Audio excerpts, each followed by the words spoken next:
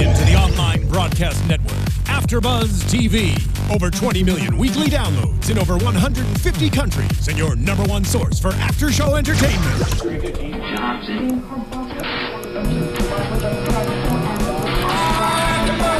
AfterBuzz TV, the destination for TV superfans, producing after-shows for over 300 of your favorite TV shows, interviewing celebrities and showrunners, and bringing you behind-the-scenes exclusives. All thanks to E! Entertainment's Maria Menounos, producer Kevin Undergaro, and internet leader Akamai. Now, let the buzz begin! Oh yeah, we are here for Main Event at AfterBuzz TV. I am Tom the Com Connolly. I am sitting alone on this side of the panel, but there's someone sitting across from me, Gabrielle. Loren, how you doing, Gabby? And I'm sitting alone as well. I'm doing good, a little tired because, you know, over here in LA it's Pacific Standard Time and super late as always. But we do it for the fans. Just think, we could be on the East Coast and it could be what, 1:30 in the morning. It could be. I feel like it is. Steven wouldn't like that. I wouldn't either. That'd be way too late. But Steven stays up that late. He works. Yeah. Right? Mm-hmm. Yeah, he put a thumbs up. So, we're going to do a condensed version of a show tonight. Kind of a little strapped for time, but we'll be okay. We start out tonight with Miz TV. We find out it's going to be Miz versus Sheamus at Hell in a Cell for the United States title. So Miz says, "Let me welcome my guest, Sheamus." But it wasn't Sheamus. It was, I said Damien Shamedow. He comes out with a wig on, you know, all his beard all painted red. He looked good, and I thought it was really funny. Like, I thought he was hilarious. You know, and he says, I'm not here to fight. I'm here, you know, to make peace with you. Because every time you fought me, you got the best of me, to Miz. You know, he says the Miz is better looking, more talented, and a better fighter. Sure. And I did like how he's like, as my song says, it's a shameful thing, lobster head, which it does sound like that if you do listen back to it. You know, and he says, you know, the Miz is better than Sheamus, and his stunt double is better too. And then the Miz is like, don't improvise, which I thought was really funny. And then Sheamus does come out, and then Damien Shamedow starts to then impersonate Sheamus, which I thought it was hilarious because Sheamus was starting to break character and trying not to laugh as he was like mimicking him on the mic. And I think he had this like kind of like, he stopped and started laughing himself and was like, look at this guy, like he does, you know, everything that I'm doing, you know, he's great for you, but you know, he's not great for me. And Sheamus ends up taking out Sandow or Mizdow. It's confusing. You know, I know too many names for this guy now. He hits him with a clothesline, and then he hits him with the brogue kick, and the Miz quickly escapes. You know, Moneymaker intact. What do you think of this first segment? It was an interesting segment. It was. You know what? I don't know if it was because I was flustered in the beginning, because you know, at first I couldn't get my, as you know, Tom, couldn't get my iPad to work or my cell phone to watch Main Event replay. So I went to the laptop because it was the only thing. Maybe with iOS 8 there was an issue. I'm not really sure. So I didn't in the beginning realize it was Damien Sandow playing Sheamus. I didn't know what was going on. I was so confused. But overall, when I figured it out and, you know, the light bulb clicked, which was so stupid, I can't believe I didn't realize, I thought it was super funny because this guy was wearing a white bodysuit to make fun of Sheamus's pale skin. He had spray painted his beard red or ginger. Yeah. And what else did he have? He had the wig on. Wig. Which I'm trying to get, that wig was like I don't even know what kind of wig where they even found that. No, it was so weird and ugly. And then his eyebrows were also fake and orange. So it was an interesting little exaggeration of who Sheamus really is. And at first, you know, before I realized what was going on, I kind of was thinking, what if The Miz drugged Sheamus? That was my first thought, but then I realized, no, it's Damian Sandow, and he's just being a little follower. So, honestly, it was an interesting segment. Loved it. I don't believe Miz deserves to be handed a belt that easy. So I'm glad it was a fake. And I don't know. I mean, I think it was good, and I'm glad somebody got slapped at the end. It was interesting. Yeah, I mean, I thought it was really funny. Sandow, as I feel like we praise him every week of, he just steps it up week after week. And I think they showed a replay, and I think he had his best stunt double move on Raw the other night when The Miz got tossed out of the ring and kind of flipped over, and he came running around the ring and rolled into place like The Miz got rolled out of the ring and, laying on the ground holding his leg. On that note, I actually wrote that move down for the recap because I thought it was such a great little stunt. It was when he grabbed one leg, right? Yeah. And he flipped over the rope. Yeah. That's impressive. Yeah. It was really cool. But yeah, I just thought he's hilarious, and I think when, he pushes The Miz, like Sandow can like kind of throw in little things here and there of like, oh, but his stunt double's great too, and like kind of like pushing The Miz of being like, listen, buddy, I'm the A-lister, you're not, so fall in line. But I think there's gonna come that point where Sandow's gonna have enough of The Miz bossing him around. And when he does like turn, I think it's going to be awesome because I think the fans are going to be really behind him. Because they hate Miz. Yeah, so it's just going to be great. I agree. When it eventually happens. But I like him in this character. I think let it go on for a little longer. Maybe like another month or so, maybe more. See where it goes, and then finally get that get that like payoff for that turn at the end. I vote the more ridiculous, the better. That too. Yeah. Yeah. Did you have a rating for this? Oh, I didn't rate it, but I will rate it. But it was the highest rated of the night, actually. Yeah. I'll give it a 3.9. Gotcha. Yeah, I would say 4.0 is good for me. Yeah, I thought it was really good. The Miz TVs have been really good lately. I think the one he had on SmackDown last week was good with Cena and Ambrose. So. Even the one he wasn't there for. Yep. Just kidding. And then, so let's get to the first match of the night. Tyson Kidd with Natalya against R-Truth. Tyson Kidd says there's two things that never lie to you: cats and facts. Fact, he is married to Natty. And fact is that he does wear the pants in the family. That was a horrible line. Facts don't lie. Did you see the cats on his like shin guards? Actually, I didn't even recognize that. There's like cats on it. Yeah, the announcer said it. But you know what? These days, facts come out and then facts change all the time. So I wouldn't even believe anything Tyson Kidd says. No. And I mean, you watch Total Divas. Yeah. He doesn't wear the pants in that family, does he? No. If anything, I think Natty does. She makes the decisions. Yeah. I mean, in a way, I don't know, really.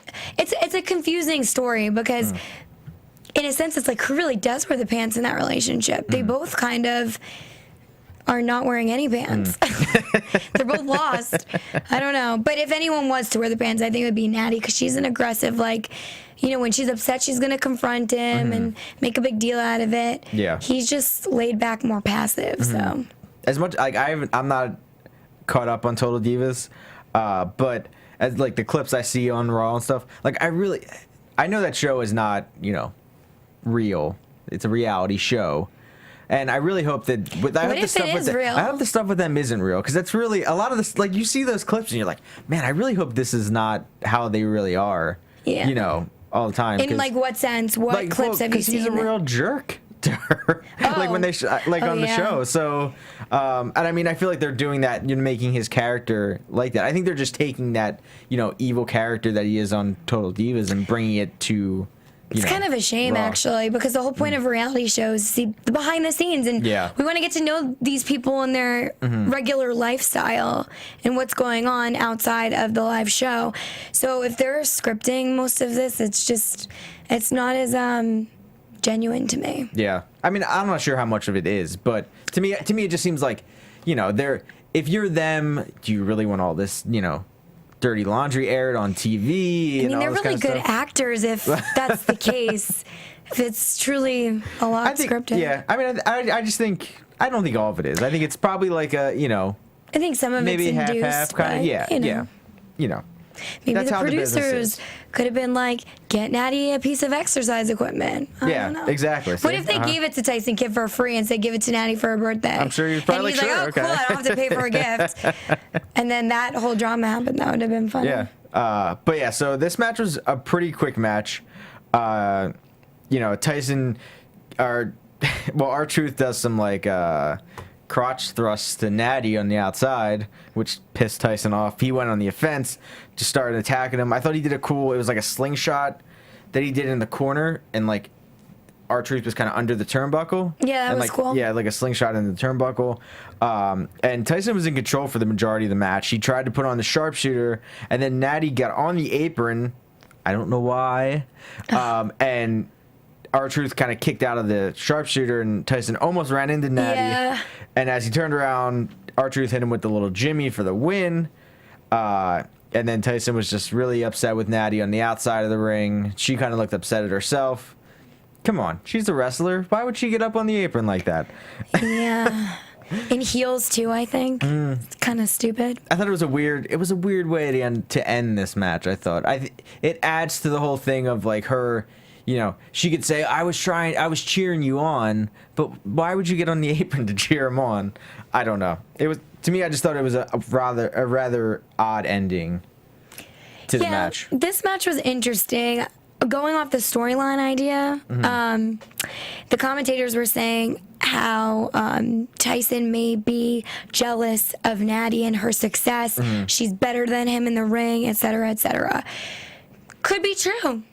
Maybe he's not feeling loved. However, I think Tyson is a really good wrestler, but maybe because he was out for a little bit, there was that, you know, I don't know, competition. Yeah. But competition should be healthy, not negative. And he essentially is the one that trained Natty.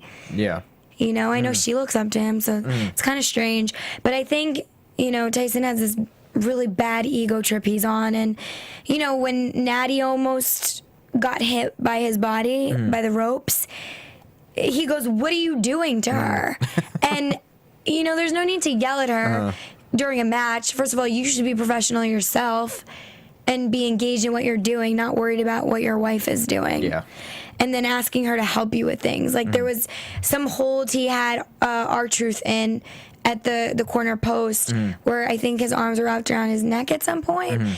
And he goes to Natty like, how come you couldn't do that? Or something to that effect. Jeez. And it's just, well, is this her match or is it your match? Yeah. What's going on here? Yeah. So he's just really, you know, like the commentators say, desperately trying to be a star. I think he's just making scenes for no reason. Yeah. Him and The Miz should team up as a tag team. they would work well together. Yeah, because they're both kind of losers in my book right now. It's too bad because I did like Tyson Kidd before, but his personality's pissing me off.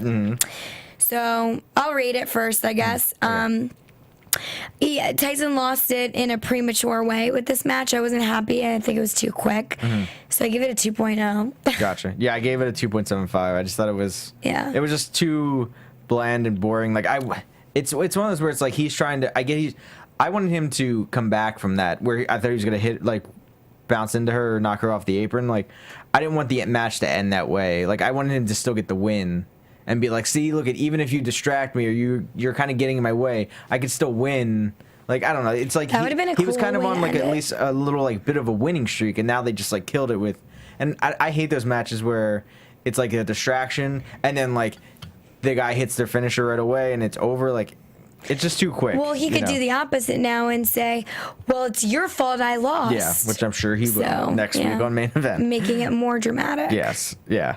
So then let's get to the next match. Cesaro versus Justin Gabriel. We had like Cesaro in a little, you know, pre-match interview. He said, "Hey Dolph, I promise you, you will be in the swing of things, and I will be the next Intercontinental Champion. Cesaro out." Another corny line from tonight's show. I wrote down, what the hell was that? Yeah. That was, I don't understand what they're doing with Cesaro. This guy that he's probably got to be like pound for pound. Maybe Mark Henry is stronger than him, but he's got to be the strongest guy in the WWE right now. Like him, Yeah. John Cena, Mark Henry.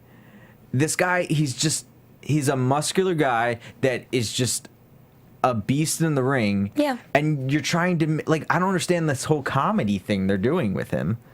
I don't either. But I do agree with you. It's, interesting to me because size obviously doesn't matter in this case. He's not necessarily the biggest guy, but he definitely has, he's one of the strongest players for sure. Yeah, definitely. But yeah, so he's going against Justin Gabriel. Gabriel starts out, he hits a Hurricanrana in the beginning of the match. Cesaro ends up getting control back, hits like a double foot stomp onto Justin Gabriel. Then Justin Gabriel starts to make a comeback, gets a spin kick in. He does like a flip off the top rope to get away because he was going to try to do like a splash on him or something. Right. He gets away. And then he hit this. It was like a cool looking like reversal neck breaker onto Cesaro. And then as he goes for the moonsault in the corner, he misses. Cesaro gets out of the way.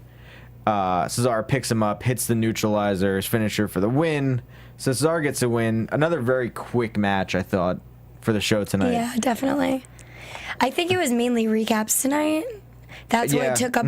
Aside from the opening, it was a lot of recap heavy material. Yeah, or it was just the match. Yeah, the match. I think the recap. There was only really one the recap, but there was a big recap. Yeah, that it was really long. Yeah, the one with Cena and Dean Ambrose, like, for example, that was a little too long. I mean, I don't know. I gave this. I thought it was a decent match. I don't get the whole comedy Cesaro. Just let him be, just let him be like a guy that comes out here and says like, I'm super strong and I can do, I don't know. It's very confusing to me, and I'm like really confused over it. I gave it a 3.0 for the match. I thought it was a decent match. Justin Gabriel had some cool moves. Our numbers are pretty close together this main event. Well, I give it a 3.0 as well. Cesaro, like I said, is very strong, so it's always good to watch him. I enjoy it. There was a move where he jumped on Gabriel, and he's done this before with both of his feet on the chest. Yeah. And he actually tumbled over himself and then kind of reclaimed his confidence by putting his hand up in the air. And the commentators didn't really pay mind to it. They just acted like, oh yeah, he's happy he's, in control. But it looked like he fell out of control for a second and caught himself. I'm not gonna lie, that did not look planned. No. I mean, why would you roll backwards? I think he fell over. Yeah. Well, I don't know. If you're jumping up and landing, then you jump back off. Yeah. He literally tumbled backwards. To me, to do that move seems really hard. Like to balance on somebody. Yeah, and I mean how do you not really really hurt someone when you do that? Because you're essentially jumping on them regardless. Yeah, I mean your body weight is landing on the chest either way. That's so true. I mean, it's gotta hurt, but I bet you the wrestler that's on the ground probably has to like flex their muscles so it's tight. Because I'm sure if you're not doing that, it's just loose skin and it's like a jab to your stomach. Yeah. But, on the point that you were saying before, it must be hard to do something like that. This guy has so much core strength. I know in the gym, like they have these exercises with this thing called the Basu ball, I think it's called. It's a half ball. You ever see those big balls that's like a half ball? Yeah. So there's an exercise that's good for your glutes and hamstrings where you just literally jump on the Basu ball into a squat position and then like lower and then jump back off. So since it's so unstable and you really have to catch your balance by jumping on this half ball, it's kind of like jumping on someone's body. Yeah. It's the same idea, but that's all core and like leg strength. So clearly he has that. So for sure, for him, it's probably easy. But I'm sure for the person laying on the ground, it's not so fun. No, it can't be. Yeah. Some moves I liked were when Gabriel did a spin kick to Cesaro's face. He also jumped over Cesaro and rolled through at one point. Oh, yeah, that was cool. To avoid something, yeah. So off the top rope when he jumped over him. Yeah. Yeah, that was cool. That was pretty awesome. And then there was a part where Gabriel landed on his stomach and Cesaro ducked, I believe. Yeah, it was at the end when he tried to do like a moonsault, like when he was on the top rope and like did the backflip. Yeah. Yeah, it's like a moonsault. So he tried to do that. Yeah, he was trying to land on him, but he just moved. I need to look up the terminology so I get better with this for you guys. That was really interesting. Loved the technique Cesaro had to get out quick, and then he pretty much took the win right after that. So it was a short match. Yeah. I mean, and it looks like we're gonna have Dolph Ziggler versus Cesaro at Hell in a Cell for the IC title, which I think is gonna be pretty cool. I think it's gonna be a good match between those two because they can put on a good match. And if you haven't seen, they didn't show it. So then we go to the Raw recap. They didn't show it. It was Ziggler versus Orton on Raw. Orton hit one of the best RKOs I've ever seen. He had Ziggler like sitting on him like this, like almost going to do a powerbomb. He tossed Ziggler into the air, and as Ziggler was falling, he caught him and hit the RKO on him. I'll show it to you after because it was an awesome RKO. Sounds pretty awesome. Yeah, it was so cool. And then so we see the Raw recap. They had the Cena Ambrose contract on a pole match on Raw this week. By the way, why are they doing Hell in a Cell in Dallas? Come on. Why? Where should they do it? You know what I'm talking about. No. Ebola? Oh, I don't know. I'm just kidding. I wouldn't be traveling there right now. It's kind of scary. It was already set up, I guess. I'm not sure. Yeah, it's okay. They're on their own tour buses. Yeah. So they're safe. Yeah. But yeah, so Dean Ambrose won the match. So it's going to be Rollins versus Ambrose in Hell in a Cell. And then it's going to be Cena versus Orton in Hell in a Cell. Because Cena lost the match, so he got to go against Randy Orton. Cena versus Orton yet again. See, even you who haven't been watching that long. Because it's just like that was always what was going on for the longest time. And then we see that there's going to be the main event for Raw next week is Cena and Ambrose versus Rollins, Orton, and Kane in a street fight. That's going to be the main event, handicap match. So don't you really wish it was a street fight, like in the street?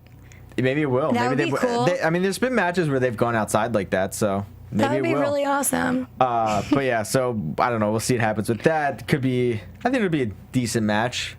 I just think to me it's weird if you're the Authority and your two top guys are going against Orton and Ambrose. Wouldn't you make it like a Orton and Ambrose versus like 10 guys? Like just pick 10 guys and be like, you're going to go against all these guys in a street fight. You're not going to go against Orton and Rollins because we want to save them. We want them to be healthy for their match at Hell in a Cell. That's interesting. I don't know how I feel about that. So I don't really see Orton and Ambrose working together. You mean Cena and Ambrose? Yeah. No, I think you said. Oh, did I say Orton? I meant Cena and Ambrose. Yeah. I mean, they haven't. Yeah, they're not. But I think if they're good guys. They're gonna try to survive. Yeah, if Dean they Ambrose, want to. Yeah. Which that's interesting too, because I mean it's cool to see Cena supporting somebody, but Ambrose is kind of a little unstable, regardless of the need to get revenge and all that. He's a little mentally unstable right now, and emotionally unstable. Yeah. But I think that's why everyone loves him, though, because he's just. Well, yeah, but Cena's supposed to be this normal guy, and he's like supporting the crazy one. It's kind of ironic. Yeah, I don't know. I guess Cena looks out for everybody. Storylines. Yeah. So then let's get to the main event: Rusev versus Big E. We saw Rusev versus Big Show in a recap from Monday Night Raw. Mark Henry interfered, so the Big Show lost, or Big Show won. I forget. I don't know. One of them. I don't know. He didn't win. Big Show didn't pin Rusev, but he did hit the knockout punch on him after the match outside the ring. So it's going to be Big Show versus Rusev at the pay-per-view at Hell in a Cell.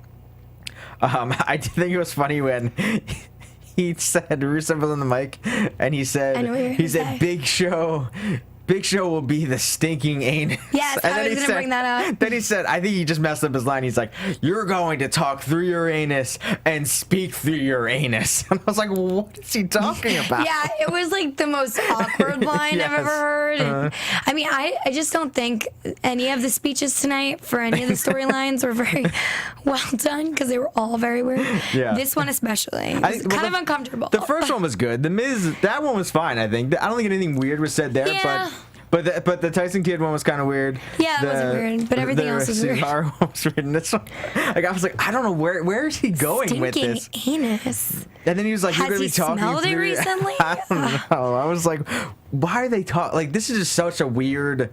They're like a PG company. Why are they talking about? PG company, please. They should rename that because for the amount of time Stephanie McMahon has even cursed on camera, it's like that's it. PG. That's after 9 o'clock on the Monday Night Raw. Okay. They can say that then. Even though all the kids are watching all of it, I'm sure. No big deal. Yeah, but yeah, it was so weird. But so this match, Big E was in control at the beginning. Rusev had to go outside to regroup. Rusev hit a really cool fall-away slam on the outside of the ring. Like, he had him like this and tossed him over his head. Yeah. That was one of my notes, too. Really awesome great move. I mean, and Big E's like almost 300 pounds, so that's, you know, they not both an easy did it thing to each other at different points, though. Then it happened vice versa. Yeah, Big E hit a suplex on Rusev to start a comeback. Big E then hit it was a overhead belly to belly that Big E hit. He hit that a couple times. He hit the clothesline to make a comeback. And then he went for his, you know, he runs against the ropes to do his splash onto him. And as he was running back, Rusev jumped up out of nowhere, hit that kick in the face, right on point. He put Big E in the accolade. Gets the win. And Big E was in that move for a while, the submission, and he was really wrenching, like sitting on his back. Yep. That looked really painful. Definitely, especially for him, because I think with shorter limbs and you know he's very condensed and short, so to have someone stretching you out like that, it looks very crippling. Yeah. So I felt the pain and. I mean, I knew he was going to tap out. There was no other way out of that, really. Yeah.